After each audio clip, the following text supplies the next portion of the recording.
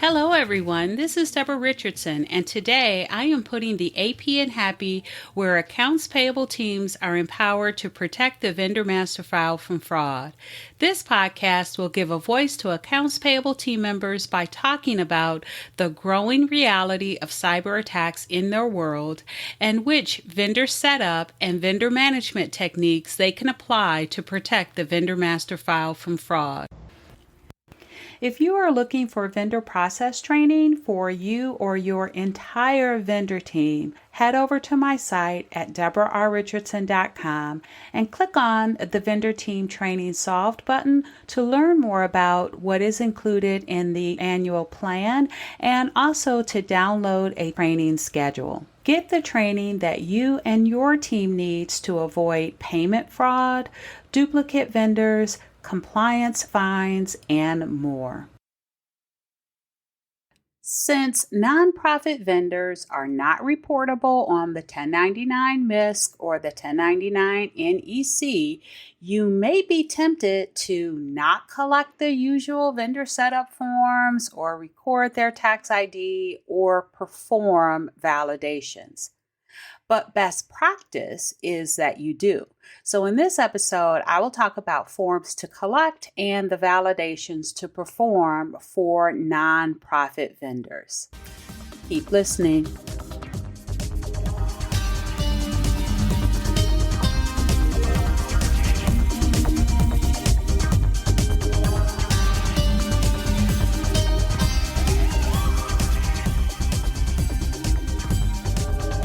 Welcome to episode 187, Documents and Validations when Setting Up Nonprofit Vendors. So I recently had this question from a member of my vendor process team training pass for the Friday drop-in live Q&A sessions a couple of weeks back. And this is one of the things you get when you sign your whole team up for that vendor process team training pass. In addition to all of my digital downloads, you get weekly trainings and that Q&A session, and it's drop in. It's open from 12 to 2 Eastern, again on Fridays, where members can jump on to ask their question and then jump off, or just hang around to see what other questions come in and what those responses are. But anyway, this question was, since U.S. nonprofits were not reportable, did they have to enter the tax ID in their accounting system? And so I thought I'd better answer the question in full. And so I'm going to talk about what you need to set up a nonprofit vendor and what validations you should be doing. Now, for my regular listeners, or if you have read any of my blog posts, if you've been around me for a while, you already know what my response was and what the validations and documents are based around. And it's really to treat nonprofit vendors as regular vendors, require all the same documents and perform all the same validations, and perhaps even more when you see the list. And then, yes, enter their tax ID in the accounting system or ERP. And that's because their payments are targeted by fraudsters, just like regular vendor payments are, and probably even more so because fraudsters will create fake charities, for example, to get your company's donations.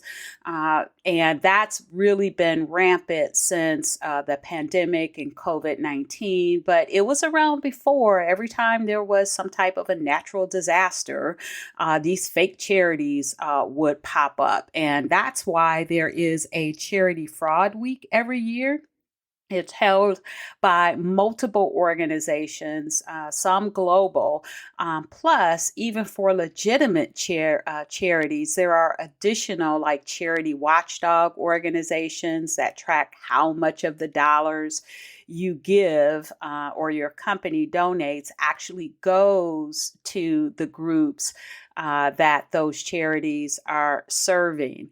I do have a whole episode on fake charities and how you can protect your company. It's episode 160, so make sure you check that out, or that episode out, if you're interested.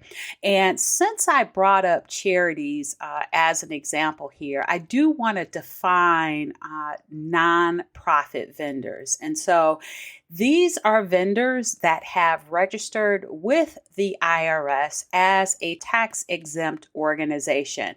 Now, these tax exempt organizations or nonprofits can be charities, and you may be familiar with the 501c3 designation, but they can also be churches and religious organizations, private foundations, political organizations, as well as other types like social welfare organizations, civil leagues, social clubs, labor organizations, and business leagues. And so I do want to emphasize that while all charities are nonprofits, not all nonprofits are charities. There are other types of tax exempt organizations.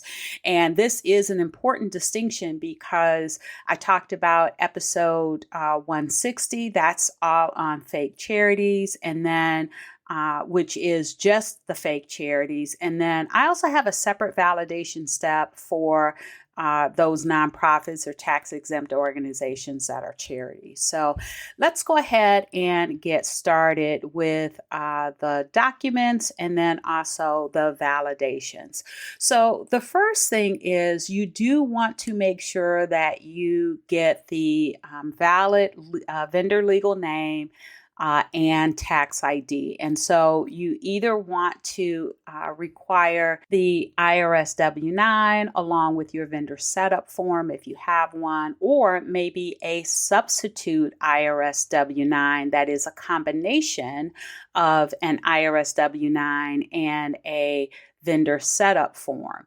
And if you require a vendor setup form, I think that's great, or the substitute IRS W-9 form that combines those together. I think that's great because it allows you to collect more information than you would on the IRS W-9 alone. And we've all been there where we receive, we know we have a nonprofit or tax exempt organization. We may or may not know whether it's a charity, but they are technically supposed to enter in the other tax classification line. They're supposed to select that, and then they're supposed to enter in their designation like a 501c3. That doesn't always happen because the vendors don't always read the instructions. So if you have a vendor setup form, you can have a specific field where you ask them that. If you know that you set up nonprofit vendors, especially on if it's fairly frequent. So in any event, you grab the form that you require, or forms, and you take that vendor legal name and their tax ID, which should be their employer identification number, EIN. And then for the validations, you want to make sure that you verify their legal name and tax ID combination, that it matches IRS records by performing the IRS 10 match. And you do want to do that because even though they are not reportable, you want to make sure they are real. You don't want to make it easy for a fraudster to sneak in a fake charity, for example, by not requiring the IRS W-9 and tax ID just on the basis of them being a charity. And then you want to, after you do the IRS 10 match, you want to take that same legal name and EIN, and you want to check them against the IRS tax exempt organization tool. Now, with this tool, you can do two things. One, Again, verify that they are a real vendor, a real organization. And then two, check their eligibility to receive tax deductible charitable contributions. And you can also review other information about the organization's tax exempt status and filings, like you can look at their 990s if that's something that you do. So you want to go to that tool. You can either search by vendor legal name or employee identification number, or EIN. And what you're looking for is publication 78 data, which is a list of organizations that are eligible to receive tax deductible charitable contributions. Now, in the results, you'll see if it comes up in the results that organization does, you'll see a code, and you can click on that code and it'll pop up a list of all of the codes and what the charitable deductibility limitations are, such as you might get a code that says PC, which means it's a public charity and it has a 50% deductibility limitation, or 60% for cash contributions.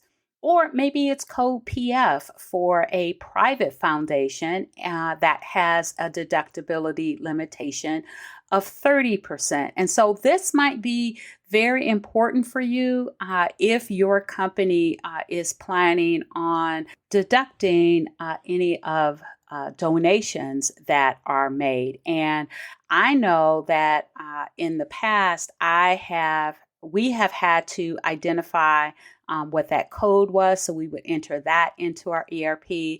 And then we would also enter their designation, such as 501c3. And then at the end of the year, or the beginning of the next year, we would send a invoice or payment activity for those vendors to our tax team. Now, I don't know what they really did with it, if they ended up using it on the company's tax returns or how they used it, but we did make sure that we documented those vendors so that we could send the report of the payments made to them for the year. All right, so this next validation step is if your nonprofit vendor is a charity and your company is interested in how much of their dollar is actually going to the group or the folks that the charity serves, as I mentioned earlier. Now, Charity Navigator is one, and if you want to hear more and have more options, again, listen to episode 160, where I go into detail about how to protect yourselves from fake charities. And I think I have 2 additional options besides Charity Navigator. And I link to a blog post where I talk about or I give options for those charity weeks. It's usually at some point in October, right before Giving Tuesday, which in 2022, this year, it is going to be Tuesday, November 29th. And every year, I thought it was the first Tuesday in December, but it looks like it's the last Tuesday in November, or maybe it just fluctuates year to year. But in 2022, it is going to be Tuesday, November 29th. Anyway, check out that episode for more options on following up on your charity, even if it's a real charity, just to see how much actually gets to the population they serve. And then also to hear more information on Charity Fraud Week and the organizations that put that on. All right, so I think I have all of the validations that I recommend you do with the vendor legal name and the tax ID, which should be their EIN. So moving along, the next thing that's on the IRS W-9 or the vendor setup form or the combination of both on a substitute W-9 is the address. And you do want to verify the address is real, and you can use the United States Postal Service or USPS lookup tool, or if your company has a separate validation that might be in your ERP, I like checking it against a website called smarty.com. It used to be called Smarty Streets, but they rebranded to just Smarty, where you not only get the same results that you would have if you looked it up on the USPS tool, but you also get the status of the address. So whether that address is vacant, inactive, or P.O. box only, they'll tell you that, which could be a red flag, especially if that nonprofit is a fake charity. So I like to use Smarty. Now, it is a paid source, but they do have a free trial, and I think you get some free ones every month. But check out smarty.com. I will put that link in the description, and you can check them out and see if it's something that you think is valid for your company to use. And speaking of the address, if there are additional addresses than the one that's on the IRS W-9 form, it could be on an invoice, contract, agreement, if there is one for nonprofits, the vendor setup form, I talked about that. Just make sure you're looking for additional addresses if there are any. And if there are, go ahead and verify those as well. Now, all of these validations that I'm talking about, or I just talked about, the IRS 10 match, the validation against the tax exempt organization tool, the USPS or the address validation can all be done with 10check.com with that subscription. So if you use that tool to make the validation process more efficient for you and your team, that's great. We used to use it too. And if you want training for you or your team on 10check.com validations, I have a training on the fourth Wednesday of every month, and I'll leave the link in the show notes if you're interested. And the reason I created that training is if you're currently using 10check.com, you know what I'm talking about when you click the button to run the validation, and then you get all of these green lines, or at least you hope they're green lines, because they're checking against 42 different watch lists, right? And some of them may apply to you, some of them may not, but if any are red, it just kind of stops the whole thing. You don't know what to do. And so that's what the training is about. And speaking of that, the next thing you do want to validate, which is again included in 10check.com, is your sanctions list validation. So you want to make sure that you are checking them against the OFAC sanctions list. And OFAC has a tool. It's actually the Department of Treasury, and they do have a lookup tool where you can check against multiple different watch lists. They have consolidated watch lists along with especially designated nationals, and you do need to make sure, because any U.S. entities or individuals are prohibited from doing business or making payments to vendors that are on that list. So you do need to verify it. But again, that is included in 10check.com. So looking at all of this, you can agree that this is all the same that you would do for a regular vendor plus some, because now you need to check them against the IRS tax exempt search tool. And if they are a charitable organization or a charity, you may choose to also check them against one of the watchdog organizations like Charity Navigator, to just make sure that the population that they are serving are getting the majority of every dollar that your company donates.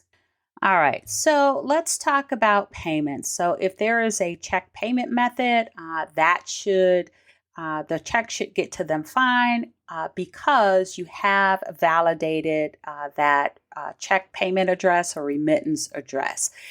If you are setting them up for an electronic payment, be it an ACH or wire, you want to have them complete and submit what I recommend is a company branded ACH form. And on that form, require the internal employee that they have a relationship with be entered on the form. So if there are any red flags, you have someone to contact. And I really like using a company branded ACH form because you can ask for authenticating data on it. So, for example, if you are processing an existing vendor change for banking, you can ask for the existing banking that's on the vendor record. And then when you get that back, you can verify it to make sure you are dealing with your vendor. And if for some reason they don't have it, then that is a huge red flag, because if they don't have the existing banking, then how do they have the authority to change it and the access to give you the new banking? And so for those of you that, are used to my podcasts and blog posts, you've heard that before. But I also really like it for new vendor setups too, especially those vendors that do not have or that are not purchase order vendors, because you don't have a buyer to contact. And so it's great to have an internal team member that you can go to if there are any red flags. So collect it on the company branded ACH form. And if they still give you their vendor banking details on letterhead, either vendor letterhead or bank letterhead, or the copy of the voided check, or if you still require it, that's fine. Just attach it to or require it in addition to the company branded ACH form. Now, once you get that information, you do need to validate the routing number, since banks are acquired and merge all the time. And the vendors never really pay attention to that. You want to make sure your payment is successful, and you can do that for free with the Federal Reserve Board, and I will leave a link in the show notes. Now, it will also tell you and verify whether or not that routing number is valid for an ACH payment and or a wire payment, because some banks will have separate routing numbers for each type of payment. All right, so the next one is, if you have the ability, because it is a paid service, then check bank account ownership. And that's where you verify the vendor legal name matches the bank account holder name that is tied to the bank account that was submitted for the payments. And I do have a podcast episode 172. So it's very recent. It was back in February, where I talked about free and paid resources to validate vendor bank details. And so I did give some options for bank account ownership validations for both U.S. banks and non-U.S. banks. And so you can check that out, but I'll also put a link. And so I probably won't do a separate one for the Federal Reserve Boards, because it's on the one I'm about to tell you about now. But I am going to put a link to download my free vendor validation reference list, which has lots of resources for validating vendor information, including vendor banking. And so it has the Federal Reserve Board link on there, along with links to, I think, 4 or 5 different options for validating bank account ownership. So make sure you click through the link and download that. All right, so those are the documents and the validations that I recommend be done for U.S. nonprofit vendors. Now, if you require like additional documents for the nonprofit or tax exempt organizations that you set up as vendors, I'd love to hear about it. You can comment on the platform that you use to listen, or you can just shoot me an email at deborah@deborah.richardson.com. I'd love to hear about it and share it with the listeners. All right, so thanks everyone. I hope you enjoyed the 187th episode of the Putting the AP in Happy podcast, where accounts payable teams are empowered to protect the vendor master file from fraud. Don't forget to check the show notes for the links mentioned in the podcast. And if you enjoyed this episode, consider subscribing and writing a review of my podcast on the platform that you use to listen. Stay happy.